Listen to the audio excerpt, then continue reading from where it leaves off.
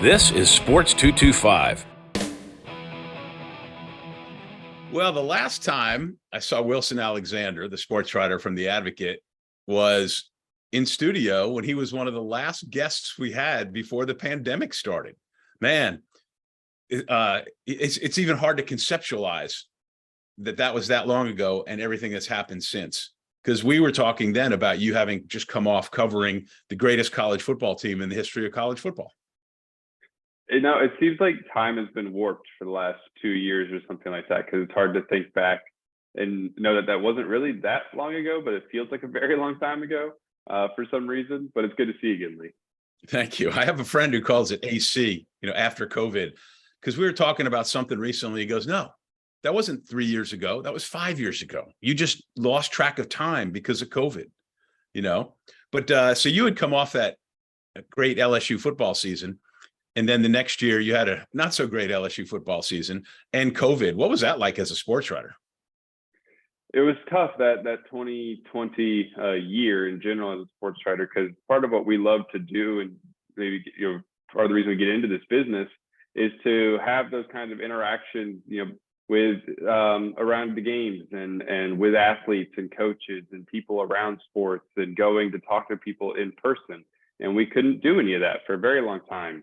And that was it really sort of zapped some of the enjoyment out of it in a way. I mean, obviously we're still getting paid to write about sports, so this is not me complaining in too much of a degree, but it's just like those human interactions got taken away, and that was tough. I mean, for part of 2020, I should say, the Advocate moved me around to write other sort of features and things about how people were cutting their hair and baking bread and however people were kind of adapting. And so then we got back into sports, of course, later half of the year and everything, and once football revved up, but it just wasn't the same. You go to the Tiger Stadium. This was like the first year this season when it felt like, okay, this is kind of the Tiger Stadium I remember from the 2019 season.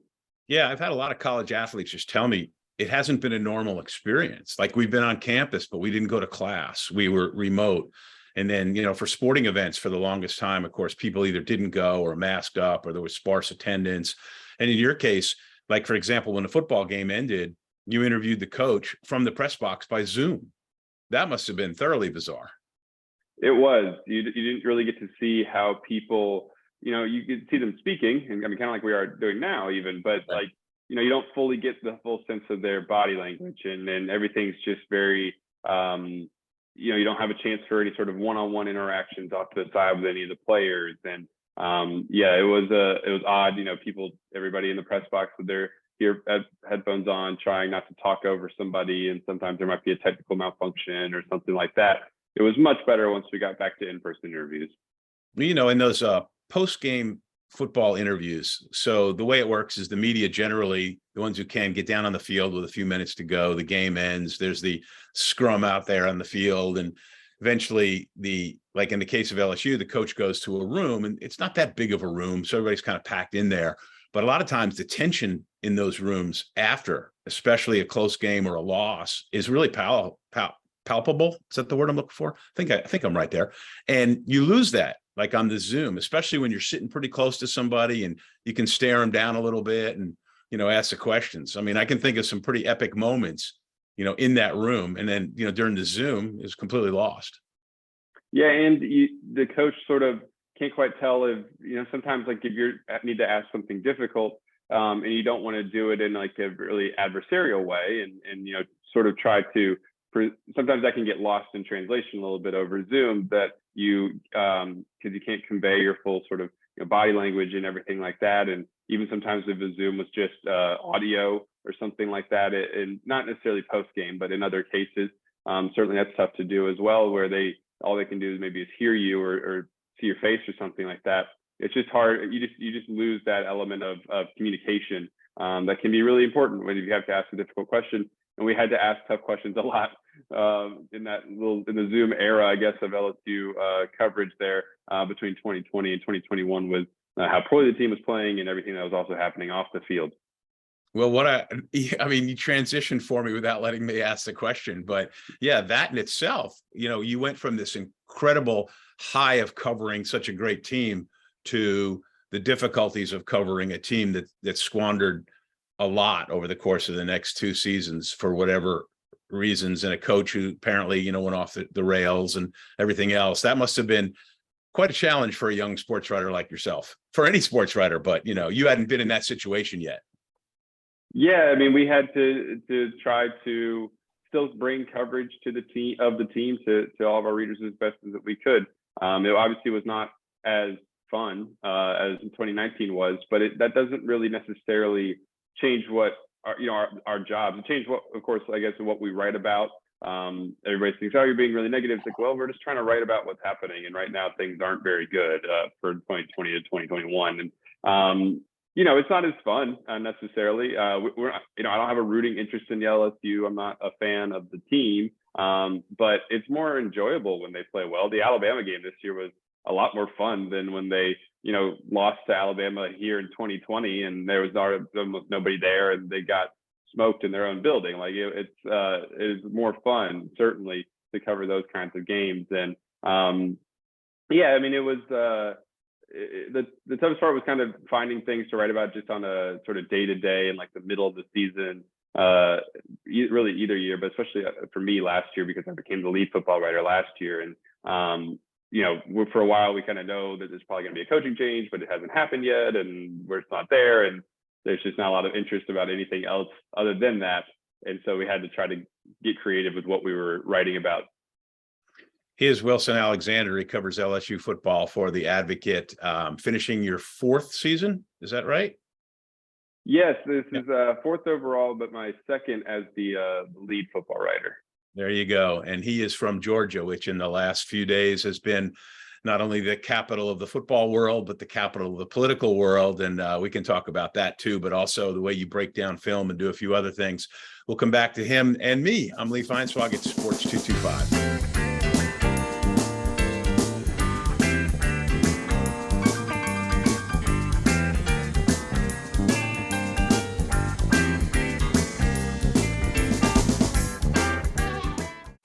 Who says you need a vacation for a view like this? Or, I wish there was a place to get in shape. Try getting on the beaten path. Discover an ever-expanding network of trails and greenways. Some quintessential southern beauty. Or romp through the woods in a magical land between the rivers. There's more to explore than you ever imagined. Beyond the swing sets. Breck, we are more than a playground. Back on Sports 225, hanging out with Wilson Alexander. He covers LSU football for The Advocate. You going to cover baseball too again in the spring? No, that'll be my colleague Leah Van. Just football these days. Wow. So like the old joke used to be, there are 2 sports, football and spring football. That will be my responsibility. The LSU football beat around here. It's demanding. It's year round. I had this conversation earlier in the week when I was on the radio with Matt Moscona, and he mentioned a media outlet, and they have a transfer portal beat writer. And I went, holy crap. I mean, it makes sense. But like, for perspective, Wilson, in 1985, when I was at The Advocate, they sent me to Gonzales to do a story on a prep basketball player who was going to announce where he was going to college, a guy named Fess Irvin, who was a pretty good player. And I went, what? We're going to cover where a kid's going to say he's going to go to college? I mean, there was no recruiting analysts / beat writers / industry that there is now. And, all the guys, and that's what they do. And now, I mean, you can't even imagine a time when we didn't cover recruiting. I think we're going to look back and go, what took them so long to cover the portal? Because the portal's crazy, right? I mean, I don't know how many players are in there right now. Do you have any idea? I have a rough estimate for you. So the transfer portal, they work in Windows now, for anybody out there who doesn't quite know the changes that just were implemented this year. And for the football bowl subdivision that LSU, competes in the top level of college football, that just opened up on Monday. And so players have 45 days to enter. There was roughly 700 players who went in the portal on Monday alone. There was another over 100 or so who went in on Tuesday. And there will continue to be guys probably every day from now until the end of that window, because all they have to do is get their name in there. They don't have to then pick their school by the end of the transfer portal window.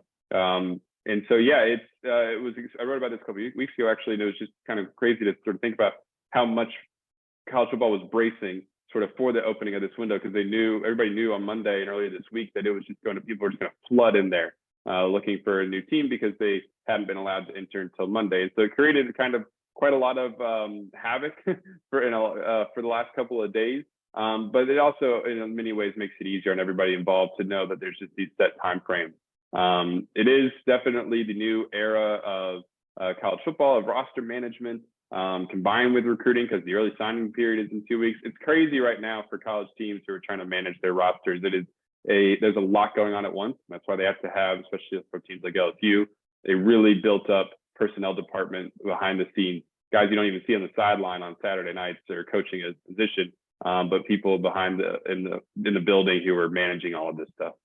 Have you had coaches talk to you about how different it is to recruit or long range plan because of the portal? Like I've had coaches tell me in sports, well, I'm not even going to recruit this person because I know that they're going to be unhappy where they are and they'll be back with us in like 2 years if it takes that long. So I think maybe it goes back to a conversation that we all had with earlier this spring when we were getting to know the new coaches. We got to talk to Brian Polian, who's LSU's special teams coordinator and recruiting coordinator. And, as a recruiting coordinator, a big part of his job is sort of just orchestrating all of these sort of different moving pieces. And one of the things that he mentioned was that usually in the past, if somebody, didn't pick you coming out of high school, that was it. You said, okay, bye. And that was it. But now, they try to really maintain those relationships because they know that there's a good possibility that person will circle back around into the transfer portal and they might be able to recruit them again in 2 years. They don't want to leave anybody with a sour taste in their mouth with whatever person they're interacting with, because there's a good possibility that they'll have a chance to get them back on their team in a couple of years. There's a lot of guys who don't enter the portal as well, obviously. And we've sort of seen that while some top players have gone in the portal, a lot of them tend to stay put by and large. And but still, you can, as we've seen this past season, really turn over your roster and interject, get some new guys in there in a hurry. And it's probably been a big it has been a big reason that LSU has been able to do what it did here in year one under Brian Kelly. That would have been really tough to do without the transfer portal because of where the roster was when he came in. No doubt. And, the idea, I think a lot of kids are in love with the recruiting process too. They like being recruited through high school and thought it was cool. And then, all right, this isn't working out for me. I can go get recruited again. Well, it's kind of different when they're getting recruited. Generally what I hear talking to players who are entered the transfer portal and coaches who are recruiting in the transfer portal, it's much different sort of process and field than when you're getting recruited out of high school. There isn't the same amount of fanfare. It's much quicker. And at that point, they kind of have no idea what they want. There's not as much flash associated with guys coming out of the portal as there is guys who are, juniors, seniors in high school. Yeah. And they understand now it's more of a fit for them than it is, oh, I'm going to State U and, it's a good program and they love me. I think there's a lot of that. Yeah, absolutely. There's they have just a much better sort of sense of clarity of what they're looking for. They don't get overwhelmed by all the sort of nuts and bells and whistles and pictures and things going off like that. Very much more like, okay, I've only got a finite amount of time left in my college career, and I want to be able to handle it properly and succeed with the time that I have left. No, well phrased. So I alluded at the end of the last segment how we were going to talk a little bit about Georgia in this segment, and now we went off on that great path. I thought that was great stuff. So we didn't talk about Georgia. So I'll try it again. Maybe when we get back, we'll talk about Georgia. He's Wilson Alexander. I'm Lee Feinsfog. It's Sports 225.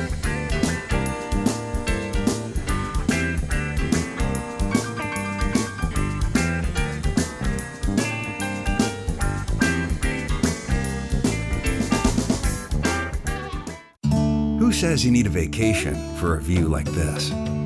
Or, I wish there was a place to get in shape. Try getting on the beaten path. Discover an ever-expanding network of trails and greenways. Some quintessential southern beauty. Or romp through the woods in a magical land between the rivers. There's more to explore than you ever imagined. Beyond the swing sets. Breck, we are more than a playground. Back on Sports 225, talking to Wilson Alexander. He covers LSU football, fall and spring for The Advocate. You can read his stuff at theadvocate.com. we talked about the fact that you're from Georgia. You went to Georgia, you got to cover Georgia as a student journalist, and they were pretty good. But now being over here, of course, covering LSU, you cover the SEC. And what Georgia's done over the course of a couple of years now is pretty impressive. That's a really good football team. They are really good, and no one expected them to be quite so good this year because they lost 15 players to the draft, and 5 of them were all on the defensive side just in the first round. We saw over here what can happen when you lose a giant chunk of your roster in one season to the NFL. If that's not done properly, it's hard to reload in a season, and they've been able to do it, which is amazing. We were talking about the transfer portal in the last segment. Georgia didn't take anybody out of the transfer portal this year. This was all guys either had signed through high school, and they are still the #1 team in the country. It's and from a Georgia, as someone who grew up in Georgia, like all those things he said, it is just sort of like, it's hard to comprehend that it's kind of going on, because Georgia, for certainly most of my lifetime, was good but never great. Was maybe even great at moments but never elite. And like, because they hadn't won national championships since 1980, and so for them to be now back-to-back undefeated regular seasons, heading into the college football playoff #1 with a chance to go back-to-back national championships, it's kind of inconceivable for a lot of people who have paid attention to Georgia football for a long time. Were you surprised at how Georgia bolted out to such a huge early lead over LSU last week? Not surprised. I could have, there was certainly always going to be that scenario. It felt like LSU was, I did think LSU was going to keep it closer into the half. And it would have been a little bit closer going into halftime had it not been for a couple of factors. The blocked kick that got returned for a touchdown, the interception off of Jack Besh's helmet, that was so weird. And then Georgia, scored on the very next play. And so then you sort of change those few things around, and the score is certainly closer. But it was always going to be a really uphill climb for LSU in this game, just because of the talent and depth that Georgia has on its roster. That's the place that LSU is trying to get to. Brian Kelly thinks they're headed there, but it's going to take a little bit of time. It's going to take a few recruiting cycles to build up the roster to that point. And then in a few years, if they're still not there, then it would be, okay, they really got to make some adjustments. At this point, it was good for LSU to be at the SEC championship. And yeah, they wanted to play them closer. They were really disappointed by that. But in the big picture, this wasn't necessarily a shock just because of where Georgia's at as a program right now. So the LSU football team defied the odds. You take away the weird 1-point loss to Florida State to open the season, where an extra point hits the crossbar, and then you've got a couple of other fine lines in there. But they go to Texas A&M, and I maintained a couple of things. One is they might just simply have run out of gas. It might have been just all there was in the tank for that particular team going that far. And then the other was Texas A&M could not have been as bad as its record and its outcomes had indicated that they were due. So it was an unperfect storm for LSU, so to speak. Is that fair? Yeah, I think so. I mean, it's something I want to ask the players and Brian Kelly about once we get to talk to them again over the next few weeks heading up into the bowl game, particularly when it comes to that Texas A&M game. We've heard from even Mekhi Garner, who said, yeah, I kind of overlooked them a little bit. I didn't think they were going to be as good as they were. I do think there's maybe an element to your point of, this is a team that did not have a lot of depth. I mean, look at the defensive line. Mekhi Wingo, transfer from Missouri, who had an second team all SEC season. He's been really, really good. He played a ton of snaps, almost every snap of every single game. And while Mekhi necessarily didn't wear it down, that just sort of shows like this is a team that didn't have a lot of guys in the second and third team. And once you get to week 12, week 13 of a season, that's hard to maintain. And Texas A&M was certainly had talent to be better than its record showed. Obviously, it was still a 5-win team, and so LSU that's always going to sting, that the fact that LSU lost that game. But they knew that there was some talent on that roster, and all of a sudden, it just showed up. They had got some guys back healthy. Devon Achane was great, and so that's going to be the one loss probably looking back on this season, unless LSU then goes and loses the bowl game to Purdue, where everybody's going to be like, "This is a great year. They should have got that one." But even still, when you look at the year as a whole, this is a really successful first season under Brian Kelly. Oh, no doubt. I mean, I think it's a remarkable story considering what we expected, to where they finished up. I think the two biggest surprises are, LSU exceeding expectations, Texas A&M, underachieving. It certainly seemed like, and then of course, Alabama not winning the SEC because it just it seems like it's in the rules. Anything else jump out at you as particularly noteworthy or surprising this year? Just in terms of LSU, the SEC West, or all of it? Uh-huh. Okay. Particularly noteworthy or surprising? Oh man. I guess across college football, just the fact that we're going to have a college football playoff without some of those usual names, like obviously Ohio State kind of backdoored its way into the playoff, but a college football playoff without Clemson, without Alabama. It's kind of exciting to have some new teams in there. Great for TCU to see them in the playoff after missing it back in 2014. It's just sort of, this is the first year where we had all these sort of turnover rosters, like we were talking about earlier, they got turned over with transfers, and it's been interesting just to see kind of how that works. LSU was one of the most surprising stories of the year. To sit here and really think about what was surprising in college football, LSU was one of them. We've had some really successful first-year coaches like Sonny Dykes over at TCU and Brian Kelly here, Lincoln Riley at USC, who used the transfer portal well, and had some really amazing first seasons. It's going to be interesting to see just kind of where they head year 2, year 3, if they can continue on that upward trajectory. He is Wilson Alexander. He covers LSU football for The Advocate. We got time for one short segment left here on Sports 225.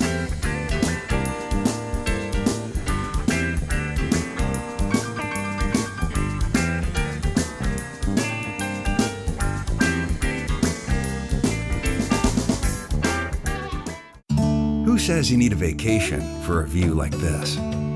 Or, I wish there was a place to get in shape. Try getting on the beaten path. Discover an ever-expanding network of trails and greenways. Some quintessential southern beauty. Or romp through the woods in a magical land between the rivers. There's more to explore than you ever imagined. Beyond the swing sets. Breck, we are more than a playground. Coming down the home stretch of another Sports 225, we've been hanging out with Wilson Alexander. He's the LSU football beat writer for The Advocate. You can read his stuff at theadvocate.com. Go to sports225.com for all the show listings of when you're watching here on Cox 4, which is your view, or your view, which is Cox 4, depending on how you want to look at it. Wilson, LSU plays Purdue, and I'd be lying to you if I said I watched Purdue one time on TV this year. You are the master of breaking down tape and video and doing the post-game stuff. Have you watched any of their games yet, or had you previously, or are you catching up? Yeah, I hadn't watched any of Purdue yet. I haven't started looking at that at the Boilermakers too much yet. I know a brief overview. I mean, they're 8-4 or 5 now going into this game. I guess 8-5, I guess, because they lost the Big Ten championship to Michigan. This is a team, though, in history that has been able to play upset maker quite a bit. We saw them knock off Ohio State a few years ago, and they played Michigan pretty close for a while. It's a team that is generally pretty tough and has a good sort of creative offensive scheme. We'll dive into it more over the next few weeks. There's always the question about LSU, not only, coming off a couple of losses, is it the team on the upswing? Is it a team that needs an offseason? And do we expect everybody to be back for the bowl? Because nowadays it's not uncommon for kids to say, I'm good, I'm just going to go into the draft or get ready for the portal. Yeah, probably not everybody will play in the bowl game. There may be a couple opt-outs, but there's some guys who could also stay and try to continue to just put more on tape and improve their draft stock.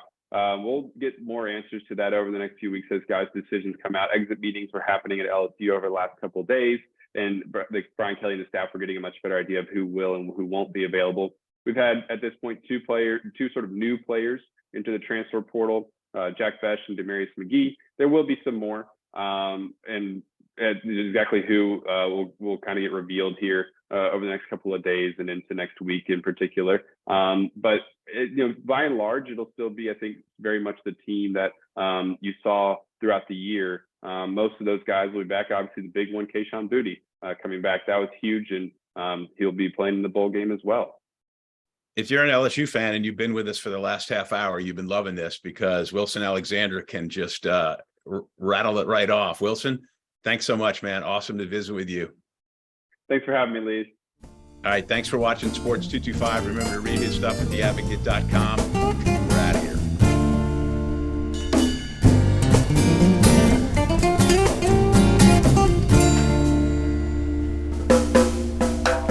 At carnival time, by Baton Rouge Bay. That's the site of my story. At Spanish Town Mardi Gras, things can get blurry.